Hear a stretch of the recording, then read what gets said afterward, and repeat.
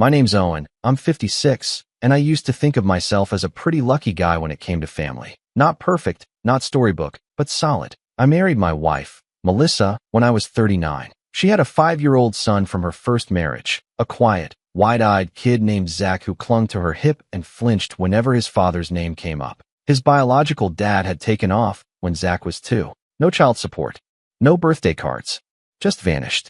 So I stepped in, not out of obligation, but because I loved Melissa, and I knew from day one that loving her meant loving Zach too.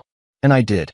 I coached his little league team, helped him build volcanoes for science class, stayed up with him during those nights he had nightmares and didn't want to wake his mom. I never asked to be called Dad. He started doing that all on his own by the time he was 9.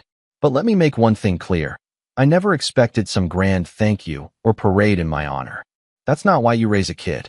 Still, I'd be lying if I said I didn't feel a certain kind of pride seeing Zach grow into the man he became. Smart, driven, charming in a way I never quite mastered. He got into a great college, then landed a solid job right out the gate.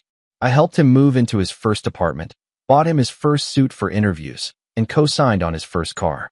Not because he asked, he never had to. I wanted to. I was proud of him. I felt like I'd done something right. That's why what happened at his wedding still hits like a gut punch. The wedding was this past spring. Melissa and I had been empty nesters for a few years by then, and the wedding planning became our new project. Or should I say, my project. Zach and his fiancée, Julia, had big dreams for their big day. A beautiful vineyard venue an hour outside the city, a live band, catering from a 5-star place downtown, custom flower arrangements, a drone photographer, the whole fairy tale. When they showed us the breakdown of the costs, Melissa looked nervous. I didn't. I just nodded and said, I'll cover it. That became the running joke. Talk to Owen. He's the bank. I didn't mind, really. Not at first. I'd saved for this. I always imagined the day I'd walk my son down the aisle, maybe give a toast, clink glasses, be part of the story. And for months, it was all spreadsheets and vendor calls and tasting menus and seating charts. Melissa handled the emotional side with Julia's family. I handled logistics. Quietly. Behind the scenes. That was my style. But then little things started cropping up. Subtle. Almost like static in the background of an otherwise clear call. Zach stopped looping me in on planning calls. Julia's mom took over the hotel blocks and vendors. I was asked to transfer the deposit for the band, but wasn't included in the contract. I chalked it up to wedding stress. Then came the head table seating. Melissa mentioned in passing that I wouldn't be sitting with the bridal party. You'll be at table 3, she said, flipping through a chart. You'll have a great view, though. I blinked. Wait, why am I not at the head table? She paused like she hadn't considered it. Well, Julia's parents will be next to the couple. Then her siblings, the maid of honor, best man. There just wasn't space. Zach didn't want me up there. Melissa didn't answer. Just went back to writing names on place cards. That should have been my first real warning. Then came the invitations. I wasn't expecting some special title, but I was surprised when I saw the envelopes that went out. Posted by Melissa and Zachary. No mention of me. Not even Mr. and Mrs., just them. I joked about it one night. Guess I'm just the invisible man, huh? Melissa gave me a tight smile. You know how Julia is about wording. She wanted it to reflect that it's Zach's day. That night, I laid awake longer than usual, staring at the ceiling fan, wondering when exactly I'd become a background character in the life of a boy I'd raised like my own. Maybe it was silly. Maybe I was overthinking. But still, it nagged at me. Then came the rehearsal dinner. It was at a beautiful restaurant downtown, one I'd made the reservation for and paid in advance. We had a private room, candlelight, personalized menus, all the fixings. Julia's dad gave a speech full of awkward jokes and heartfelt wishes. Her mom followed with a story about Julia's childhood tea parties and dreams of a perfect wedding. Then Melissa spoke, warm, proud, glowing with emotion. Everyone clapped. Glasses clinked. Then Zach stood up. He looked around the room, eyes glistening. I just want to take a second, he began, to thank the people who made me who I am. First, my mom, for everything. For every scraped knee and bedtime story. For always believing in me. He turned to Melissa. She teared up.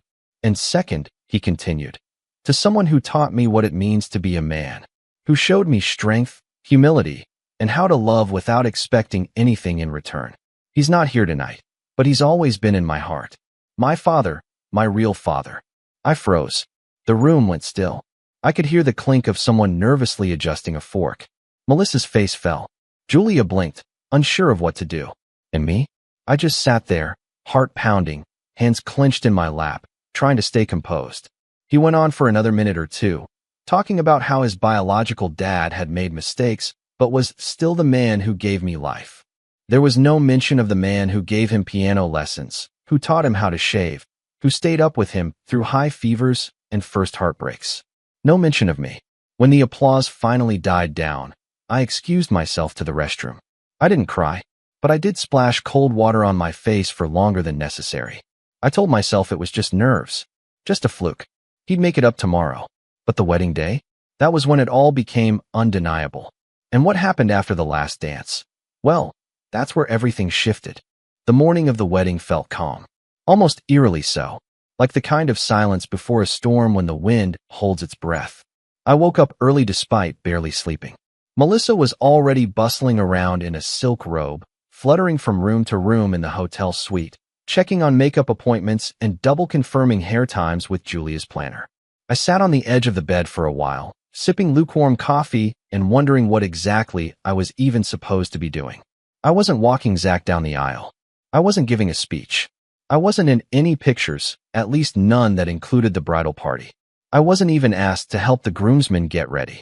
When I asked Zach a few weeks before if he needed help tying their ties, something we used to do every Easter and Christmas, he just smiled and said, "Nah, Julia's brother is taking care of all that."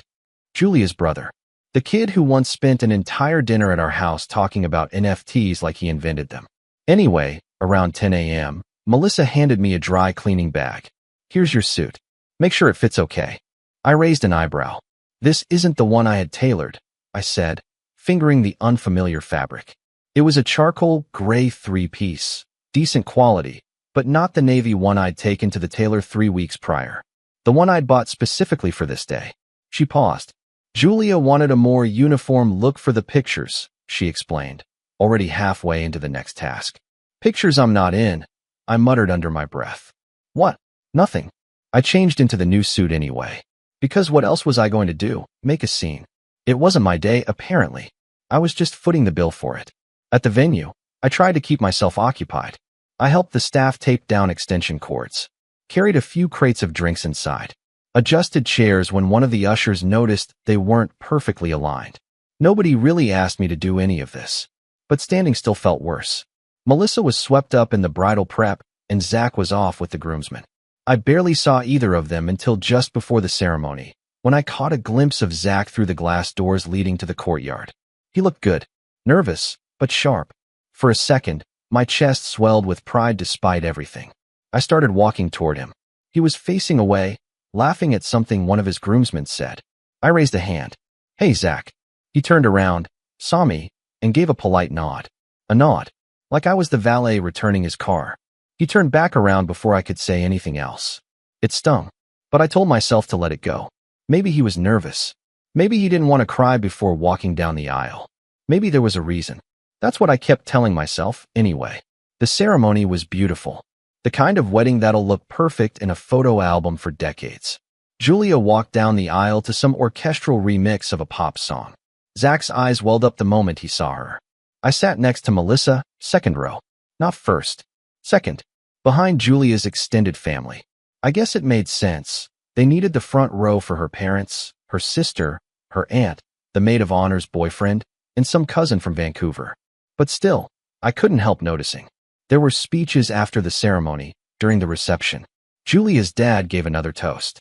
Zach's best man told a charming story about college parties and life lessons. Julia's sister read a poem she wrote. Then, right before the dinner began, Zach stood up and tapped his glass. I leaned forward slightly, thinking, maybe this is it. Maybe he's going to say something. Acknowledge the years, the sacrifices, the man who raised him. Instead, he smiled and said, "Before we eat, I just want to thank the people who made this day possible. Julia's parents, for being so supportive and generous. And of course, my mom, for being my rock and my hero." Applause. Clinking glasses.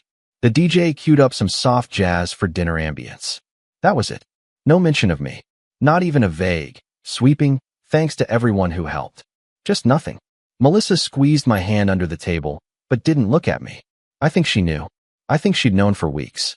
Maybe even longer. The final gut punch came during the photo slideshow. They had set up this massive projector screen to display a montage during the cake cutting. Pictures of Zach and Julia growing up, then together. Baby photos, birthdays, prom, college trips, hiking trails, beach shots. A few made the room laugh, like a Halloween costume from middle school or a sunburn vacation pic. But as I watched, something gnawed at me. I wasn't in a single one. Not one. Not even in the background of a Christmas shot or blurry at a birthday party. It was as if I'd been edited out of his life completely. I felt like I was watching the wedding of a stranger. After the cake was cut and the first dances wrapped up, the DJ transitioned into party mode. I made my way to the edge of the dance floor and stood near the bar, nursing a club soda. I don't drink, haven't in over 20 years. But tonight I was tempted. It was there, between two empty champagne flutes and a discarded boutonniere, that Zach finally approached me. He looked relaxed, sweaty from dancing, still glowing from the night. He clapped me on the shoulder. Hey, I meant to catch you earlier. I turned to him slowly. Yeah. He reached into his jacket and pulled out a manila folder. This has all the final invoices. Catering, rentals, flowers, whatever's left. Shouldn't be much, just the remaining balance. I figured you could settle it Monday. I took the folder without saying anything. And hey, he added, thank you for everything. Seriously. He said it like a waiter dropping off a check. Then he gave a small nod and turned to rejoin the dance floor. I stood there, still holding the folder, while the music pulsed in my ears. The DJ had moved into some upbeat track. People were laughing, twirling, drunk on the moment. But all I could hear was white noise. That's when I opened it. Inside was a printed spreadsheet, neatly organized. Every vendor, every remaining balance, highlighted for convenience. A sticky note attached read, if you can handle this before Friday, they said they'll waive the late fee. Underneath that was a check. From Zach. Made out to me. For $2,000. Not even close to what was left on the bills. Maybe a tenth. I stared at the check. I stared at his handwriting. And then, slowly, deliberately, I took the check between my fingers and tore it in half. Then in quarters. Then into a dozen little pieces. I didn't say anything. I didn't make a scene. I just shredded it right there over the bar top and let the pieces flutter to the floor. I turned and walked straight out of the venue into the cold night air. No goodbye. No final word. I left the folder open on the bar. The last thing I remember was the photographer, camera still in hand, standing near the exit, watching the whole thing. I didn't ask, but I hope, just maybe, he caught the look on Zach's face when he saw what I'd done. Because that was the moment everything changed. That was the breaking point. The drive home from the wedding was quiet. Melissa sat beside me in the passenger seat, still in her pale blue dress, her hair starting to come undone. The silence between us wasn't angry. It was heavy, like wet wool draped over our shoulders. We didn't talk about the check, or the speech, or the folder. We didn't talk about anything. When we pulled into the driveway after midnight, she grabbed her overnight bag and went straight upstairs. I stayed in the kitchen, turned on the tap, and just stood there watching the water run into the sink until it overflowed. Then I turned it off. I didn't sleep much that night. Every time I closed my eyes, I saw that sticky note. If you can handle this before Friday, they'll waive the late fee. It wasn't even the money. It was the assumption, the casual expectation that I would pay, and smile while doing it. Like some butler they inherited along the way. Over the next few days, the silence between Melissa and me calcified. She never asked why I left early. She never asked what happened to the check. I didn't volunteer the story, but something shifted between us. It was subtle at first, like the way she stopped making 2 cups of coffee in the morning or the way she turned off the hallway light before I made it upstairs. But over the next few weeks, it became undeniable. She began staying over at Zach's more often, helping with post-wedding cleanup, she said. Then, checking in on Julia while she adjusted. Then, just crashing on the couch because it got late. I didn't question it. I didn't want to hear whatever answer might come. A month passed. Then 2. Thanksgiving came. No invitation from Zach. Not even a courtesy text. Melissa spent it with them, smiling in group selfies that ended up on Facebook. I spent it with a frozen turkey dinner and a rerun of some football game I didn't care about. That was the fall. The quiet, slow crumble of everything I'd spent 2 decades building. I don't know how else to describe it. It wasn't a dramatic collapse. It wasn't a screaming match or a slammed door. It was worse. It was slow erosion. A gradual fade. Like being ghosted by your own family. And it broke something in me. I started spending more time at work. I was a regional operations manager for a logistics company, the kind of job nobody ever dreams of, but everyone depends on. I'd always done well, but now I buried myself in it. Extra shifts, late meetings, volunteering to train new hires. I even started working weekends, not because they needed me, but because I didn't know what to do with myself anymore. Melissa and I existed like two ghosts in the same house. We'd pass each other in the hallway with tight smiles and polite nods. We didn't argue. We just stopped sharing anything. In January, I came home to find a note on the counter. I've gone to stay with Zach and Julia for a while. I think we both need space. Let's talk in a few weeks. No phone call. No conversation. Just that. I stood there staring at it for a long time. Then I placed it next to the fridge magnet and went upstairs. That night, I pulled out the old photo albums. Not the digital ones, real albums. The kind with thick pages and plastic sleeves. One of them had a faded post-it note stuck to the cover that said Zach's firsts. First Halloween. First baseball game. First trip to the beach. All of them were there. And so was I, behind the camera, beside him, pushing the stroller, holding the kite string. I sat there until sunrise flipping through those pages. And that's when something shifted again, quietly. Internally. Because that was the first night I let myself grieve. Not for the money or the humiliation, but for the loss of a relationship I had given everything to and watched wither without a single thank you. It's strange, but that grief was clarifying. And when the sun finally came up, I decided I was done waiting around. If I was going to rebuild, I had to start with what was left. First came the house. I cleaned it from top to bottom. Every room. I boxed up old things. Donated what I didn't need. I took down the family portraits and stored them in the attic, not out of spite, but because I needed space to breathe. Then I made a doctor's appointment, something I hadn't done in 3 years. Then I joined a gym. I started eating better, waking up earlier. I cut out sugar and started walking every evening after dinner, sometimes just to the corner and back, sometimes for miles. I lost 12 pounds in 2 months. By March, I'd enrolled in a weekend woodworking class at the community center. I'd always liked working with my hands, but never had the time. Now I made time. I started building small things, birdhouses, frames, coffee tables. My hands got rough again. My posture improved.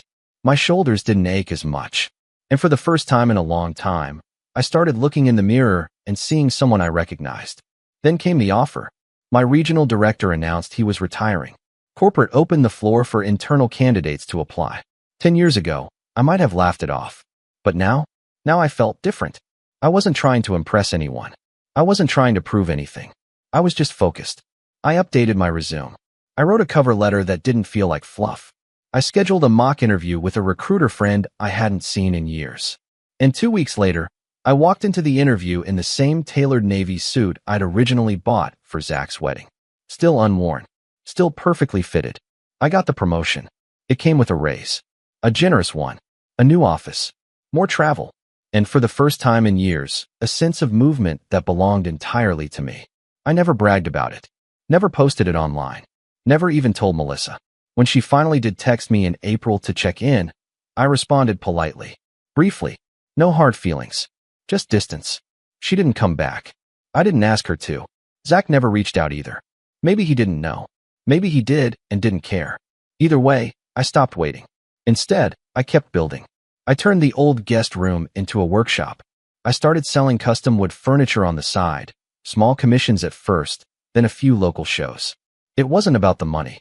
It was about putting something into the world that couldn't be erased by a slideshow. Something real. Something mine.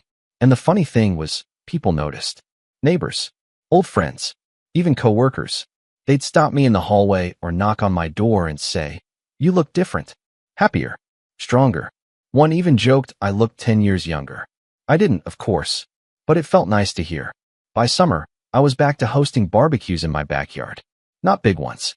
Just a few friends, some music, good food, laughter that didn't feel forced. For a while, the house had felt haunted. Now it felt like home again. That's not to say everything was perfect.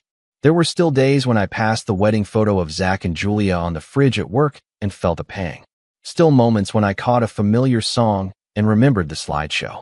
Still nights when I wondered what I could have done differently. But those moments came less and less often. Because slowly, quietly, I was rising. Not out of revenge. Not yet. But out of something deeper. Dignity. Clarity. Self-worth. And as summer turned into fall, I started hearing whispers, quiet comments from mutual friends. Julia's father's business wasn't doing so well. The apartment they'd rented above their means was becoming a financial strain. Melissa had moved into their guest room full-time. Zach had taken out a personal loan. I didn't comment. I didn't reach out. But I did listen. Because the next part of this story, that's when things get interesting. By the time the leaves started turning and the wind carried that early bite of October, I'd been living alone for nearly 10 months. Melissa was still with Zach and Julia, or, rather, in their guest room, playing what I imagined was some awkward blend of permanent house guest and part-time mediator. She never officially moved out, never filed anything.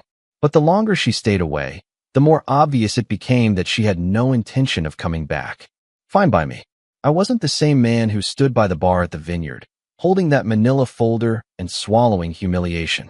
That version of me had vanished quietly, sanded away over long walks, late-night woodworking, early mornings at the gym, and a few dozen quiet moments of painful clarity.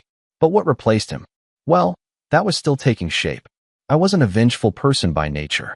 I wasn't the type to slash tires or air dirty laundry online. But I was methodical, patient, and I believed in balance.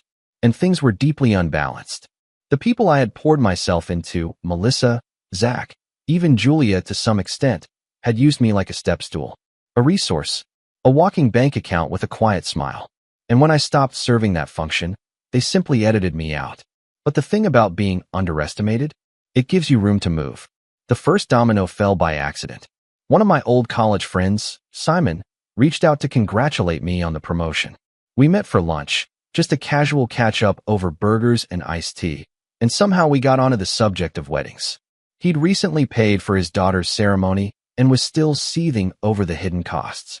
When I shared a few details of my own experience, not naming names, just broad strokes, he leaned back in his chair and shook his head.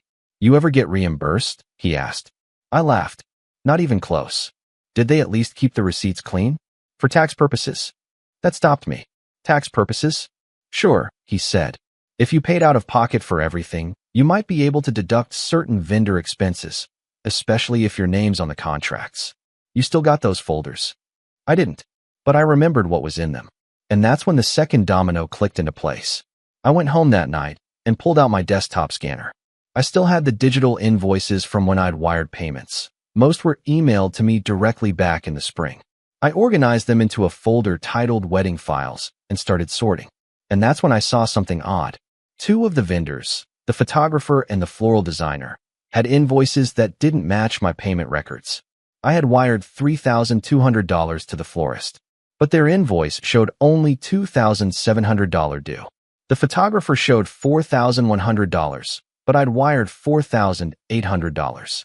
I emailed both vendors directly, just to confirm I wasn't imagining things. One replied immediately, yes, the actual fee was $2,700.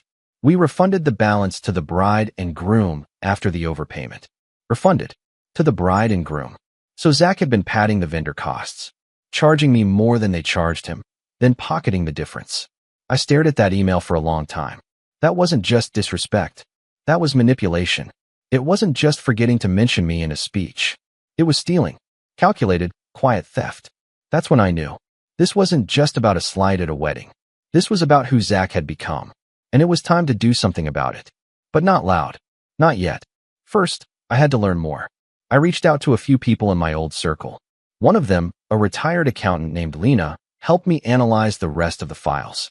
Over the course of 2 weekends, we found nearly $9,000 in padded costs, fake add-ons, rounded up invoices, duplicated charges that I had paid without blinking. And just like that, the story shifted. I wasn't just a forgotten stepfather. I was a mark, a target. But if Zach wanted to play games with money, he was about to learn who taught him how to budget in the first place. The second phase came through an unexpected connection. One of my woodworking clients was a woman named Elise, sharp, professional, mid-30s. She ran a boutique interior design firm that catered to upscale apartments and small commercial spaces. After I delivered a custom coffee table for one of her clients, she invited me to coffee to talk about possible collaborations. Over the next few weeks, I built 3 more pieces for her, each one more intricate than the last. Word started to spread. I launched a simple website. Nothing fancy, just a gallery, contact form, and price list. But Elise featured me in one of her blog posts, and suddenly I had emails from 3 different design studios asking for commissions. At first, I said no to most of them. My job kept me busy enough. But then Elise asked if I'd ever considered going full-time. "I've seen furniture guys blow up with less talent," she said. "You have an eye for proportion. Balance. I know 2 investors who'd bankroll a small studio tomorrow if you were interested." I wasn't ready for that step. Not yet. But her comment planted a seed.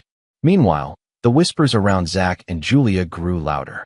They'd upgraded to a new apartment a month after the wedding. A downtown loft that looked sleek in Instagram pictures, but came with sky-high rent. Julia had quit her job to focus on starting her own event planning business, and Melissa, from what I gathered, was paying for most of the groceries. I didn't ask. People told me. And then, one evening in early November, I got a call. From the father of the groom. Julia's father. We'd only met a handful of times. We weren't close, but he sounded frazzled on the phone. "I hate to bring this up," he said, "but I just wanted to ask, did Zach ever repay you for the wedding expenses?" I nearly dropped my mug. "Excuse me. It's just, he came to us last week asking for help covering some past due balances. Said he was short because he already paid you back. I just wanted to confirm." I paused. "No, he didn't repay me. Not a dime." There was a long silence. "I thought so," he muttered. That conversation confirmed everything I suspected. Zach wasn't just entitled.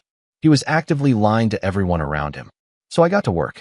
I pulled all the padded invoices, refund notices, and wire records into a single spreadsheet. Color-coded. Annotated. I wrote a short letter, not threatening, just factual, and had a lawyer friend review it. Then I printed 2 copies. I didn't send them. Not yet. Because that wasn't the moment. The moment came a week later, on Thanksgiving. I wasn't invited, of course. Melissa had posted pictures again. Julia in a cream sweater holding a wine glass. Zach carving a turkey with forced confidence. My wife grinning like she was part of some commercial for perfect families. What they didn't post was the fight that happened after dessert. I didn't witness it. But a friend of Julia's sister DM'd me that night, saying, "I don't mean to stir things up, but your stepson just got dragged across the table by his father-in-law. Something about money." I thanked her. Then I waited. 2 days later, I got a text from Melissa. "Can we talk?" I didn't reply right away. I let her sit in it. The next day, I responded, "Sure. Come by Friday evening." And that's when the final stage began. The stage where I would reclaim not just my dignity, but everything they took from me without even blinking. Melissa arrived Friday evening just after 6. She looked older. Not aged exactly, just tired. She was still wearing the familiar coat I'd bought her years ago on a rainy trip to Boston, but it hung looser now. Her hair, once meticulously styled, was swept into a careless bun. No makeup, no jewelry. She looked like someone living in a house that wasn't hers. I let her in without a word. She stepped into the kitchen and glanced around.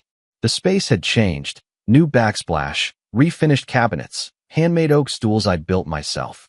She didn't comment. Just stood there, awkward, like a guest in a stranger's home. "Coffee?" I offered. She nodded. I poured her a cup, black, just how she used to like it. We sat at the kitchen island, the silence stretching between us. She finally broke it. "I heard about the promotion." I gave a polite nod. "Yeah, it's going well." More silence. Then, Zach told me about the invoices. The refunds. I raised an eyebrow. "He told you?" "Well, he admitted some of it after Julia's dad confronted him. You know how he gets when he's cornered." I didn't respond. Just waited. Melissa stared down at her cup. "I'm not here to defend what he did. He panicked. The wedding got out of control. He thought he could make some of it back quietly." "That wasn't panic," I said calmly. "It was calculated. I paid $38,000 for that wedding. He skimmed nearly $9,000 of it, then handed me a folder like a waiter dropping a bill." She looked up. Her eyes glistened. "I know," she whispered. I should have stopped it. You didn't stop it, I said. You watched it happen. You let him erase me, Melissa. Her lip quivered. He's my son. And I was your husband, I said, voice steady. For 18 years. She didn't argue, just nodded, eyes full of silent apologies she didn't say out loud. I stood and walked over to the counter, pulling out a large envelope. I slid it across the island toward her. She hesitated. What's this? My formal separation agreement, I said. Drafted, notarized, and signed. She blinked, stunned. You're divorcing me? I'm finalizing what you already started, I replied. I didn't. Yes, you did, I cut in. The day you moved into his guest room and never came back. She reached for the envelope with shaking hands, pulling out the papers. As she flipped through them, she stopped. You're not asking for anything, she said, voice confused. No alimony. No house claim. Nothing. I shook my head. No, but I am keeping everything I already built. You walked away from it, Melissa. I'm just closing the door behind you. She stared at the pages like they might dissolve if she blinked too hard. I'll give you until Monday to sign and return it, I said. If not, my lawyer files it anyway. She didn't say anything for a long time. Just nodded once. Stood slowly. Can I at least explain? You had 10 months, I said gently. You made your choice. She opened her mouth to speak, then closed it again. With a final glance at the home she no longer recognized, she left. I locked the door behind her. The next part was quieter. I waited 3 days. Long enough for the fallout from the Thanksgiving fight to simmer. Long enough for Melissa to tell Zach what I'd done. Long enough for Julia's father to start asking real questions. Then I mailed the second copy of the invoice packet to Julia herself. I didn't write a letter this time. Just highlighted all the padded costs and included the email confirming which refunds went where. I never heard back directly. But 3 days later, I received a very short, very nervous voicemail from Zach. Hey, can we talk? I didn't realize you were keeping all that stuff. I think we might have. I just think we need to clear the air. I didn't respond. 2 days after that, he showed up at my office. He actually had the nerve to bring coffee. Like this was a casual drop-in. I met him in the lobby. He looked frayed. The confident glow from the wedding was gone. His dress shirt was wrinkled. Eyes bloodshot. The kind of face that hadn't slept properly in weeks. Dad, he started. I held up a hand. Don't. He stopped, shoulders sagging. I'm not your father, remember? I said quietly. You made that very clear. He shifted uncomfortably. Look, I messed up. Okay. I thought I could make it back before anyone noticed. I didn't think you'd. Keep receipts. I finished. Track payments. Follow patterns. He winced. You knew who I was, Zach, I said. You learned from me. You counted on me being meticulous. You just didn't think I'd use it against you. I wasn't trying to hurt you, he muttered. You were trying to steal from me, I said, and erase me in the process. He looked down. Julia's furious. Her dad's threatening to pull out of the startup loan. Melissa's moving out. I know, I said. He looked up. I also know you've maxed out 2 credit cards, I continued, and that your name's not on the lease for that loft. Julia's parents are the guarantors.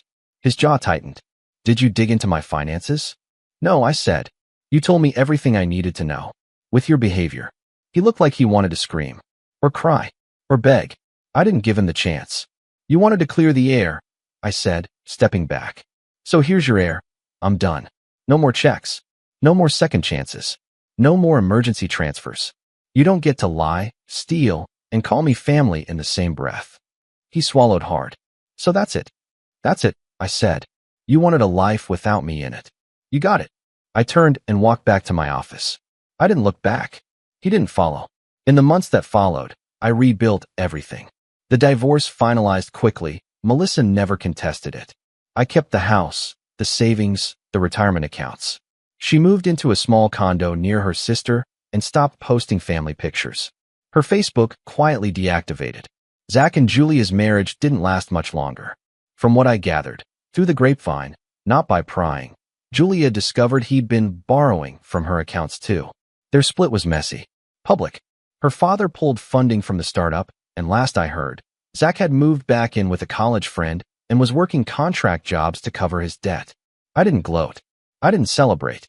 Because real revenge isn't about fireworks. It's about removal. It's about letting people fall into the holes they dug for you and walking away while they flail. Meanwhile, my side business thrived.